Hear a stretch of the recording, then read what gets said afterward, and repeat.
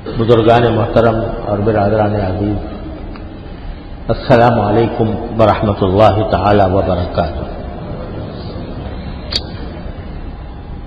پچھلے کئی ہفتوں سے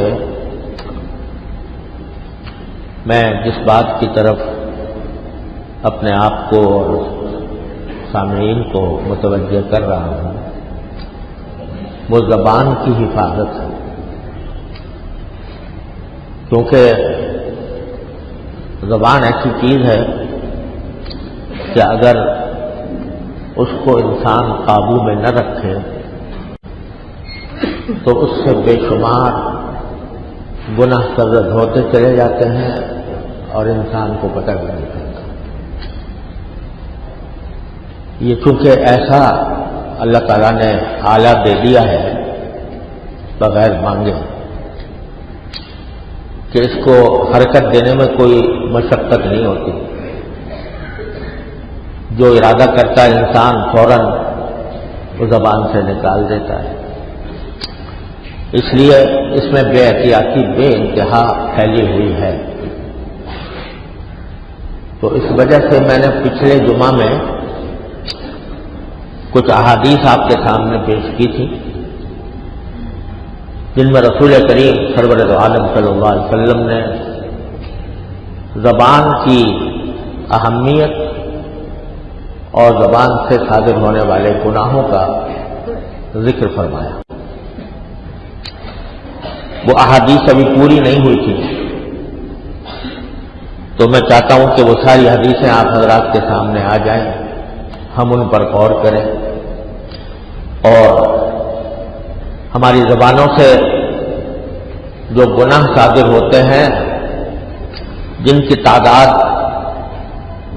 حضرت امام غزالی رحمۃ اللہ علیہ نے یہ بتائی ہے کہ کم از کم 20 گناہ ہیں جو گناہ انسان کی زبان سے صادر ہوتے ہیں۔ تو پہلی حدیث یہ ہے کہ رسول کریم سرور عالم صلی اللہ علیہ وسلم سے پوچھا کسی صحابی نے، یا رسول اللہ، انسانوں کو سب سے زیادہ جنت میں داخل کرنے والی چیز کیا ہے؟ یعنی کون سا عمل ہے جس کے نتیجے میں زیادہ لوگ جنت میں جائیں؟ تو آپ نے جواب میں فرمایا تقوی اللہ و حسن الخلق۔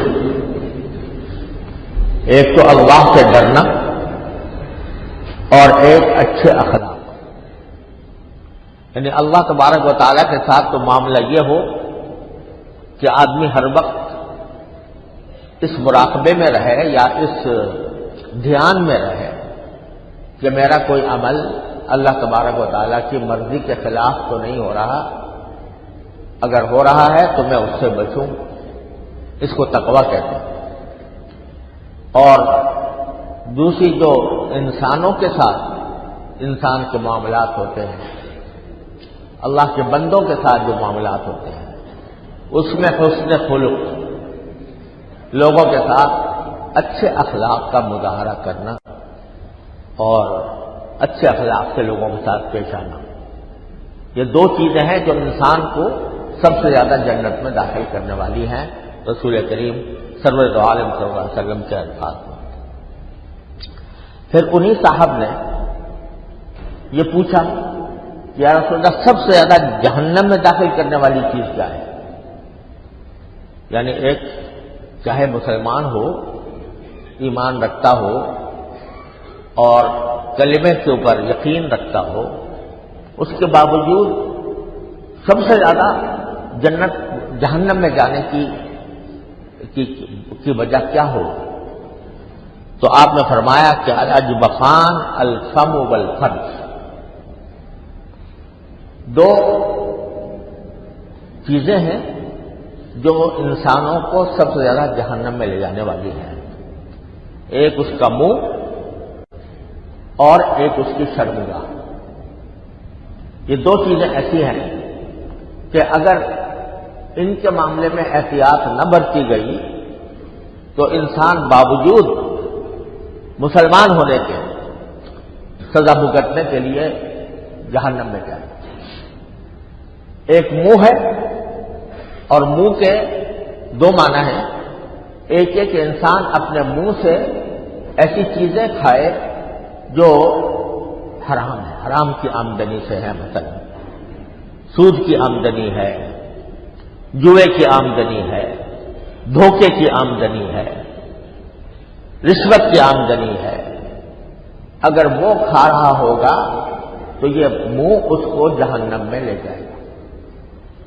اور دوسرے، منہ ہی کے اندر زبان بھی ہوتی ہے، اس زبان کو اگر غلط استعمال کر رہا ہے، جھوٹ بول رہا ہے، غیبت کر رہا ہے، لوگوں پر الزام لگا رہا ہے، ناحق الزام لگا رہا ہے، بہتان لگا رہا ہے، تو یہ ساری چیزیں ہیں جو انسان کو سب سے زیادہ جہنم میں لے جانے والی ہیں۔ تو دو عضو فرمائے، ایک منہ اور ایک شرمگاہ۔ دوسرے شرمگاہ، اللہ بچائے انسان اپنی جنسی خواہش کی وجہ سے کسی بھی ناجائز کام کا ارتکاب کرے، چاہے اللہ بچائے وہ زنا ہو یا زنا کے مقدمات ہو یا بد نظری ہو، یہ سب چیزیں ہیں جو انسان کو اللہ بچائے جہنم میں لے جانے والی ہیں۔ تو یہ پہلی حدیث ہے۔ دوسری حدیث حضرت معاذ بن جبل رضی اللہ تعالی عنہ، جن کے بارے میں میں نے عرض کیا تھا کہ رسول کریم سرور عالم صلی اللہ علیہ وسلم کے بڑے لاڈلے صحابی ہیں، بہت چہیتے، ان کے ساتھ نبی کریم صلی اللہ علیہ وسلم کو بہت محبت تھی، اور ان سے ایک مرتبہ آپ نے فرمایا بھی تھا کہ یا معاذ انی احبک، اے معاذ میں تم سے محبت کرتا ہوں۔ یہ الفاظ شاید ہی کسی اور صحابی کے لیے فرمائے ہوں آپ نے، جتنا کھل کر اپنی محبت کا اظہار حضرت معاذ بن جبل رضی اللہ تعالیٰ عنہ سے کیا، کہ وہ خوش نصیب صحابی ہیں۔ ایک مرتبہ انہوں نے رسول کریم سرور عالم صلی اللہ علیہ وسلم سے پوچھا کہ یا رسول اللہ انؤاخذ بما نقول، یا رسول اللہ کیا ہم جو زبان سے باتیں نکالتے ہیں، جو کچھ کہتے ہیں زبان سے، کیا اس پر بھی گرفت ہوگی اللہ تعالیٰ کیا، اس پر بھی پکڑ ہوگی؟ تو حضرت نبی کریم سرور عالم صلی اللہ علیہ وسلم نے اس کے جواب میں فرمایا ثقلت کا امک یبن جبل، اے جبل کے بیٹے تمہاری ماں تمہیں کھوئے۔ یہ لفظی ترجمہ ہے ثقلت کا امک، لیکن یہ عربی زبان میں یہ بے تکلفی کے اندر ہے۔ جب کسی شخص سے بے تکلفی ہوتی ہے تو اس وقت میں بھی یہ جملہ بولا جاتا ہے، اس کا مقصد بد دعا دینا نہیں ہوتا بلکہ بے تکلفی کا اظہار ہوتا ہے۔ تو فرمایا ثقلت کا امک یبن جبل، اے معاذ بن جبل تمہاری ماں تمہیں کھوئے۔ وَهَلْ يَكُبُّ النَّاسَ فِي النَّارِ عَلَىٰ مَنَاخِرِهِمْ إِلَّا حَصَائِدُ أَلْسِنَتِهِمْ، تم پوچھ رہے ہو کہ کیا ہم زبان سے جو باتیں کہتے ہیں ان پر ہماری گرفت ہوگی؟ تو یہ بتاؤ کہ انسانوں کو جہنم میں اوندھا ڈالنے والی کوئی اس سے بڑی چیز ہے جیسی زبان؟ یعنی زبان جو کچھ باتیں بولتی ہے اس میں جو گناہ ہیں، جیسے میں نے عرض کیا 20 قسم کے گناہ امام غزالی نے فرمائے ہیں، تو ان گناہوں کی وجہ سے ہی تو سب سے زیادہ لوگ جہنم میں جائیں گے۔ اگر زبان کی حفاظت نہ کرتے، اگر زبان کی باتوں کا مواخذہ نہ ہوتا اور اس پر گرفت نہ ہوتی تو یہ جہنم میں کیوں جاتے؟ سب سے زیادہ جہنم، الفاظ یہ ہیں، سب سے زیادہ جہنم میں الٹے منہ، اوندھے منہ گرانے والی کوئی اور چیز ہے جتنی زیادہ انسان کی زبان ہے۔ سب سے زیادہ جہنم میں لے جانے والی چیز یہ ہے۔ اب اندازہ فرمائیے کہ سارے گناہ ایک طرف اور زبان کے گناہ کے بارے میں فرمایا کہ سب سے زیادہ جہنم میں لے جانے والی چیز والا عمل انسان کی زبان کا غلط استعمال ہے۔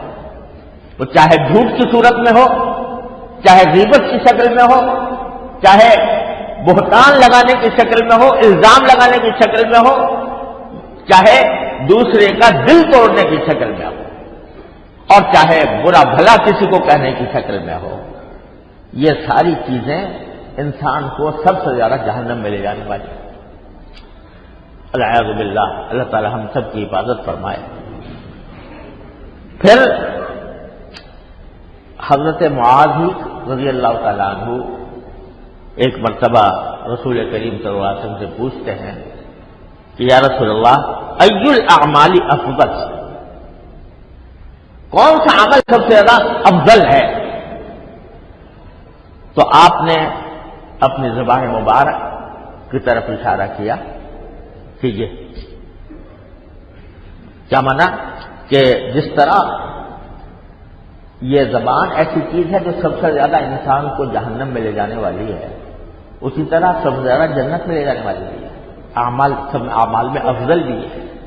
کیا مانا کہ اس کا اگر صحیح استعمال کیا جائے، یہ زبان اللہ تعالیٰ کے ذکر سے تر رہے، چلتے پھرتے اٹھتے بیٹھتے آدمی اللہ تبارک و تعالیٰ کا ذکر کرے، سبحان اللہ، الحمدللہ، لا الہ الا اللہ، اللہ اکبر، تیسرا کلمہ ہے مثلا، یا صرف سبحان اللہ کہتا رہے، یا صرف الحمدللہ کہتا رہے، تو جتنا ذکر کرے گا اتنا ہی انسان کو جنت میں جانے کے مواقع زیادہ فراہم ہوں گے۔ تو زبان کا صحیح استعمال۔ اسی طرح کسی اللہ کے بندے کو کوئی تسلی کا کلمہ کہہ دے، جو تسلی کا کلمہ کہہ دے، کسی کے ہاں میت ہوئی ہے اور آپ جا کر اس کی تعزیت کرتے ہیں، تسلی کا کلمہ کہتے ہیں جس سے اس کا دل کچھ ٹھنڈا ہوتا ہے، تو حدیث میں آتا ہے کہ جو شخص کسی ماں کو اس کے بیٹے کی وفات پر تعزیت کرے، اسی یا بردن فی الجنہ، اور جنت کے اندر اس کو خاص قسم کی چادریں انعام کے طور پر بڑھائی جائیں گی۔ یا کسی کوئی شخص دل شکستہ ہے، کمزور ہے، کسی مشکل کا شکار ہے، آپ اس کو تسلی کے 2 کلمے کہہ دیتے ہیں، تو یہ تسلی کے 2 کلمے کہنا زبان کا وہ عمل ہے جو دوسرے اعمال سے افضل ہے، ای الاعمال افضل۔ اور حدیث میں کریم سرور عالم صلی اللہ علیہ وسلم کا ایک ارشاد یہ بھی ہے کہ میں کسی بھی بندے کی کسی تکلیف کو دور کر دوں، یا کسی بندے کو تسلی کی کوئی بات کہہ دوں، اس کا کوئی غم دور کر دوں، تو یہ مجھے اپنی مسجد نبوی میں 1 مہینے کے اعتکاف سے زیادہ پسند ہے۔ 1 مہینہ میں اعتکاف کروں مسجد نبوی میں، اس سے زیادہ مجھے پسند یہ ہے کہ میں کسی اللہ کے بندے کی تکلیف کو دور کر دوں، یا اس کا کوئی غم بتا دوں، کوئی تسلی کی بات اسے کر دوں جس کا اس کا دل ٹھنڈا ہو جائے۔ تو یہ زبان کا صحیح استعمال ہے کہ آدمی کسی کو تسلی کے کلمات کہہ رہا ہے، کوئی کسی کو تکلیف کو دور کرنے کے لیے کچھ بات کہہ رہا ہے، تو یہ فرمایا کہ اس لیے سب سے اعمال میں سب سے افضل جو عمل ہے وہ زبان کا ہے۔ زبان ہی سے نماز بھی پڑھی جاتی ہے، زبان ہی سے ذکر بھی کیا جاتا ہے، زبان ہی سے حج بھی کیا جاتا ہے، زبان ہی سے عمرہ بھی انسان کرتا ہے، زبان ہی سے اللہ کا ذکر بھی کرتا ہے، اور زبان ہی سے کسی اللہ کے بندے کو فائدہ بھی پہنچاتا ہے، اس کا دل ٹھنڈا کرتا ہے۔ یہ سب اعمال زبان کے ہیں، جو فرمایا کہ سب سے زیادہ افضل اعمال زبان کے اعمال۔ پھر ایک اور حدیث ہے، حضرت انس رضی اللہ تعالیٰ عنہ فرماتے ہیں کہ لا یستقیم ایمان العبد حتی یستقیم قلبہ ولا یستقیم قلبہ حتی یستقیم لسانہ۔ پہلے تو یہ فرمایا کہ بندے کا ایمان کبھی سیدھا نہیں ہوتا، یعنی جیسا ہونا چاہیے ویسا نہیں ہوتا جب تک کہ اس کا دل سیدھا نہ ہو۔ پہلی بات تو یہ ہے، دل سیدھا ہونے کا معنی یہ کہ آدمی اللہ تبارک و تعالیٰ کی رضا جوئی کے لیے جو کام کر رہا ہے وہ اللہ تعالیٰ کی رضا جوئی کے لیے کر رہا ہے. اس کے دل میں یہ خواہش ہے، اس کے دل میں یہ تڑپ ہے، اس کے دل میں یہ دھن ہے کہ میں کسی طرح اللہ تبارک و تعالیٰ کے رضا کے مطابق کام کروں، جو کام کروں وہ اللہ تبارک و تعالیٰ اس سے راضی ہے. تو جب تک کہ ایمان اس وقت تک سیدھا نہیں ہوتا جب تک کہ دل سیدھا نہ ہو، اور دل اس وقت تک سیدھا نہیں ہوتا جب تک کہ زبان سیدھی نہ ہو. دل اس وقت تک سیدھا نہیں ہوتا جب تک کہ زبان سیدھی نہ ہو. اگر آپ دل میں تو یہ سوچ رہے ہیں کہ بھئی میں اللہ تعالیٰ کو راضی کروں، اللہ تبارک و تعالیٰ کی خوشنودی حاصل کروں، ایسے کام کروں جو اللہ تعالیٰ کو راضی ہوں، اس سے راضی ہوں، لیکن زبان سے آپ العیاذ باللہ ہم جھوٹ بول رہے ہیں، غیبت کر رہے ہیں، دوسروں کو تکلیف پہنچا رہے ہیں، دوسروں کا دل توڑ رہے ہیں، تو وہ قلب کیسے سیدھا ہوگا؟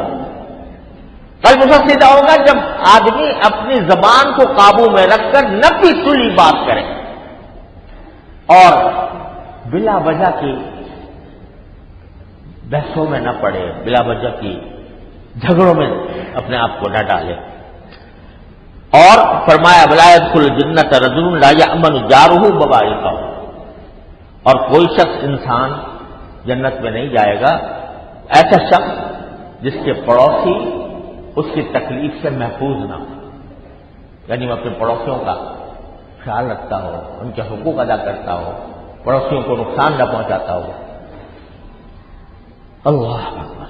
اور فرمایا کہ من سرہ ان یسلم فلیلزم الصمت، جو یہ چاہتا ہو کہ میں سلامت رہوں دنیا میں بھی اور آخرت میں بھی، تو وہ زیادہ سے زیادہ اپنے آپ کو خاموش رکھے، زیادہ بولے نہیں، کیونکہ جب بولے گا تو اس میں اندیشہ ہے کہ کہیں بھی کوئی بات احتیاط کے خلاف نکل جائے گی.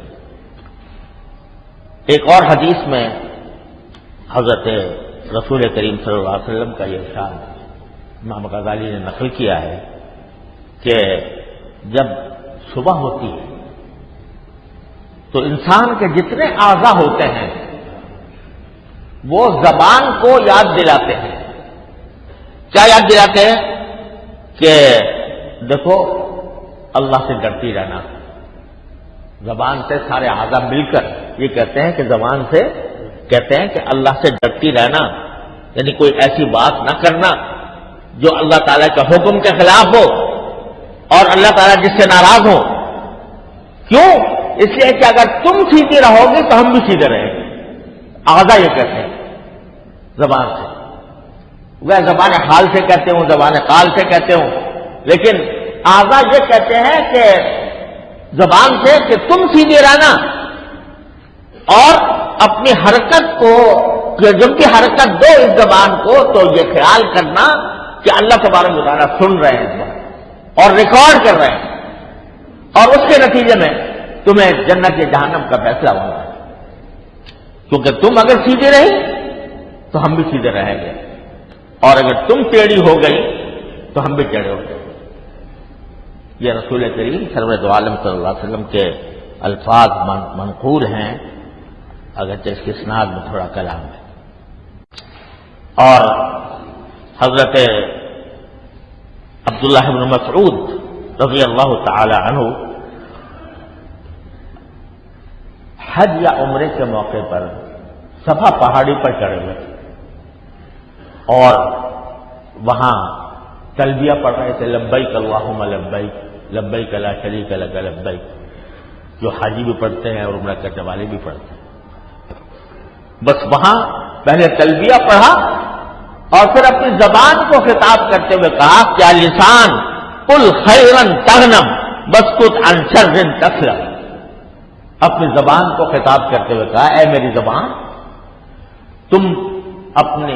تم جو بات کہو وہ بھلائی کی کہو، اور اگر برائی سے اپنے آپ کو خاموش رکھو تو ہمیشہ سلامت رہو گی.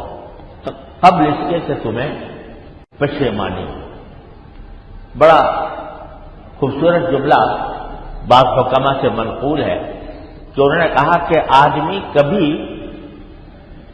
کبھی اپنی بات اپنے سکوت سے یعنی خاموش رہنے سے کبھی نادم نہیں ہوتا، لیکن بات سے نادم ہو جاتا ہے۔ ایک بات جو منہ سے نکل گئی بغیر احتیاط کے نکل گئی، بعض اوقات اس کے اوپر کو نادم ہونا پڑتا ہے، شرمندگی اٹھانی پڑتی ہے، کل میں نے یہ کہہ دیا تھا، وہ جھوٹ تھا یا خلاف واقعہ تھا یا ایسی بات تھی کہ جو مجھے کہنی نہیں چاہیے تھی۔ لیکن اگر آدمی خاموش رہے تو خاموشی میں کوئی ندامت نہیں ہوتی، کوئی ندامت نہیں ہوتی خاموشی میں۔ بعض نادر مثالیں ہیں جن میں کہ خاموشی پر کبھی ندامت ہو جاتی ہے، لیکن بولنے پر نادم ہونا یہ بکثرت ہوتا ہے۔ اور ایک اور حدیث میں حضرت عبداللہ بن عمر سے مروی ہے کہ رسول کریم صلی اللہ علیہ وسلم نے ارشاد فرمایا کہ جس شخص نے اپنی زبان کو روکے رکھا یعنی قابو میں رکھا تو اللہ تعالیٰ اس کے عیوب کو بھی چھپائیں گے، ستر اللہ عیوبہ ومن ملک غضبہ وقاہ اللہ عذابہ۔ اور جو شخص اپنے غصے پر قابو پالے کہ غصہ آیا لیکن غصہ آنے کے باوجود انسان نے اس سے مقتضا پر عمل نہیں کیا، اس غصے کی وجہ سے کسی کو برا بھلا نہیں کہا، کسی کو گالی نہیں دی، کسی کو کوئی ہاتھ نہیں اٹھایا کسی کے اوپر، غصہ آیا اور قابو کر لیا، الکاظمین الغیظ والعافین عن الناس، کہ غصے کو پی گیا اور لوگوں کو معاف کر دیا، چلو اس نے مجھے تکلیف پہنچائی تھی، میں اللہ کے خاطر اس کو معاف کرتا ہوں۔ تو جو شخص غصے کے اوپر قابو پا لیتا ہے تو اللہ تعالیٰ اس کو اپنے عذاب سے بچاتا ہے۔ تم نے میرے بندوں کے ساتھ اچھے اخلاق کا مظاہرہ کیا، بردباری کا مظاہرہ کیا، تم نے اپنے غصے کو دبا کر میرے بندوں کو کے ساتھ حسن سلوک کیا، تو آج میں تمہیں اپنے عذاب سے بچاتا ہوں۔ اور وَمَنِ اعْتَذَرَ إِلَى اللَّهِ قَبِلَ اللَّهُ عُذْرَهُ، اور جو شخص اللہ تعالیٰ کے سامنے معافی مانگ لے اپنے کسی گناہ پر تو اللہ تعالیٰ اس کو معاف بھی فرما دیتے ہیں۔ مطلب ہے کہ حقوق اللہ میں اگر کوئی کمی ہوئی ہے، اللہ کے حقوق میں کمی ہوئی ہے، تو بندہ اگر معافی مانگ لے کسی وقت بھی مانگ لے تو اللہ تبارک و تعالیٰ اس کے عذر کو قبول فرما لیتے ہیں، اس کی توبہ کو قبول کر لیا جاتا ہے اور اس سے درگزر کیا جاتا ہے۔ لیکن حقوق العباد میں یہ بات نہیں ہے، بندوں کے حقوق میں یہ بات نہیں ہے۔ اللہ کا تعالیٰ اپنے حقوق کو معاف کر دیتا ہے، لیکن بندوں کے حقوق اس وقت تک معاف نہیں ہوتے جب تک کہ وہ صاحب حق معاف نہ کرے، اس وقت تک معاف نہیں ہوتے۔ اللہ تعالیٰ ہمارے حفاظت فرمائے۔ اور فرمایا کہ ایک مرتبہ حضرت معاذ بن جبل، وہی صحابی جن کا میں نے پہلے ذکر کیا تھا رضی اللہ تعالیٰ عنہ، انہوں نے رسول اللہ صلی اللہ علیہ وسلم سے عرض کیا کہ یا رسول اللہ مجھے کوئی وصیت کی، نصیحت فرمائیں۔ یہ بھی صحابہ کرام کی سنت ہے کہ جب اپنے کسی بڑے سے ملاقات ہو، کسی بزرگ سے ملاقات ہو تو آدمی ان سے کہے کہ مجھے کوئی نصیحت کر۔ اور ایسے موقع پر دیکھیے جو بھی کوئی بندہ کسی دوسرے کو کچھ دے نہیں سکتا، دینے والا تو ایک ہی ہے، لیکن جب کوئی طلب صادق کے ساتھ کسی بڑے سے پوچھتا ہے کہ مجھے نصیحت کر دیجیے تو اللہ تبارک و تعالیٰ عموماً اس بڑے کے دل میں وہ بات ڈالتے ہیں جو خاص اس آدمی کے لیے مفید ہے۔ چنانچہ ہمارے اکابر کا طریقہ یہ رہا کہ جب کسی نے پوچھا کہ ہمیں کچھ نصیحت کیجیے تو چند لمحے کے لیے اللہ تبارک و تعالیٰ سے درخواست کرتے ہیں یا اللہ میرے دل میں ایسی بات ڈال دیجیے جو اس کے لیے فائدہ مند ہے۔ تو یہ بھی ایک بڑی اچھی بات ہے کہ کسی سے ملاقات کے وقت اس سے پوچھا جائے کہ مجھے کوئی نصیحت کر دو، خاص طور سے کوئی بڑا ہو، دینی شخصیت ہو تو اس سے یہ پوچھنا۔ تو صحابہ کرام بکثرت یہ کرتے تھے، رسول کریم صلی اللہ علیہ وسلم سے پوچھتے تھے۔ حضرت معاذ بن جبل نے پوچھا تو آپ نے کئی باتیں نصیحت کی ارشاد فرمائی. ایک تو یہ فرمایا کہ اعبد اللہ کأنک تراہ، اللہ کی عبادت ایسے کرو جیسے تم اس کو دیکھ رہے ہو. یعنی تصور یہ جماؤ، مثلا نماز پڑھ رہے ہو، تصور یہ جماؤ کہ میں اللہ تعالیٰ کے سامنے کھڑا ہوں اور میں اللہ کو دیکھ رہا ہوں. اگرچہ اللہ تعالیٰ نظر آنے والی ذات نہیں ہے، ہماری دنیا میں نظر نہیں آ سکتی، لیکن اس کے وجود کے شواہد چاروں طرف بکھرے پڑے ہیں. یہ روشنی کہاں سے آ رہی ہے؟ سورج کی. تو آدمی ذرا تصور کرے گا کہ اس کے پیچھے اللہ جل جلالہ کا وجود نظر آئے گا. تو جیسے آپ کوئی ہوائی جہاز اڑتے ہوئے دیکھیں تو اس میں بیٹھے ہوئے اندر کوئی انسان تو نظر نہیں آ رہا، لیکن آپ کو پتا ہوتا ہے کہ یہاں کوئی پائلٹ اس کو چلا رہا ہے. اسی طرح دنیا کے اندر پھیلی ہوئی ساری نشانیاں وہ ایسی ہیں کہ اگر ذرا آدمی غور کرے تو اس کے ذریعے فوراً اللہ تعالیٰ تک پہنچ جائے. تو اللہ کی عبادت اس طرح کرو جیسے کہ تم اس کو دیکھ رہے ہو. ایک وصیت تو یہ فرمائی. دوسرا فرمایا کہ وَعُدَّ نَفْسِكَ فِي الْمَوْتَى، نَفْسَكَ فِي الْمَوْتَى، تم اپنے آپ کو یہ سمجھو کہ بس اب موت آنے والی ہے. اگر کسی آدمی کو پتا ہو کہ اگلے گھنٹے میرا انتقال ہونے والا ہے تو کیا کرے گا؟ اس وقت وہ کسی کو الزام لگائے گا، اس وقت کسی پر بہتان عائد کرے گا، اس وقت جھوٹ بولے گا، اس وقت غیبت کرے گا. وہ تو ایک گھنٹہ اگر اس کو ملا ہے، پتا ہے کہ ایک گھنٹے کے بعد مجھے موت آنے والی ہے، تو وہ سارا ایک گھنٹہ یقیناً اللہ تبارک و تعالیٰ سے رجوع کرنے میں صرف کرے گا.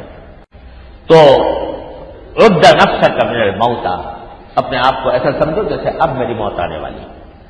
وَإِن شِئْتَ أَنبَتُكَ بِمَا هُوَ أَمْلَكُ لَكَ مِنْ هَذَا كُلِّهِ، اور اگر تم چاہو تو میں بتاؤں تمہیں کہ ان سب چیزوں کا سب سے بڑا سبب، یعنی ان ساری چیزوں کا کیا ہے، یعنی کس بات کا؟ کہ اللہ تعالیٰ کی عبادت اس طرح کی جائے کہ جیسے اس کو دیکھ رہے ہو، اور انسان اپنے آپ کو یہ سمجھے کہ بس اب میرا انتقال ہونے والا ہے، قریب انتقال ہونے والا ہے. ان سب چیزوں کا ان سب چیزوں کو قابو میں کرنے والی چیز کیا ہے؟ آپ نے زبان کی طرف اشارہ کر کے فرمائیے. کیا مانا؟ کہ اگر بندہ اپنی زبان کو قابو میں کر لے، اور قابو میں کرنے کا معنی یہ ہے کہ اس کی زبان پر اللہ کا ذکر جاری ہو، اللہ تعالیٰ کی صفات کا ذکر جاری ہو، لوگوں کو اچھی باتیں کہہ رہا ہو، برائی سے پرہیز کر رہا ہو، جھوٹ سے، غیبت سے، بہتان سے پرہیز کر رہا ہو، تو اللہ تبارک و تعالیٰ اس کے اندر یہ صفات خود بخود پیدا فرما دیتے ہیں. کون سی صفات؟ یعنی یہ کہ وہ عبادت بھی پھر اللہ کی اسی طرح کرے گا جیسے کہ دیکھ رہا ہے، اور اپنے آپ کو قبر کے کنارے ہر وقت سمجھے گا. تو یہ ساری صفات پیدا ہوتی ہیں زبان کی حفاظت سے کہ یہ غلط کام میں نہ لگے. تو میرے بھائی اور عزیز اور دوستو، یہ ایسی چیز ہے جس کے بارے میں اتنی تاکید کے ساتھ رسول کریم صلی اللہ علیہ وسلم نے حفاظت کے لیے کا حکم دیا ہے کہ اس کی حفاظت کرو. آج اتنی ہی بے احتیاطی ہماری زبان میں ہو، اور زبان میں قلم بھی داخل ہے، قلم بھی داخل ہے، اور یہ پیغامات بھی داخل ہیں.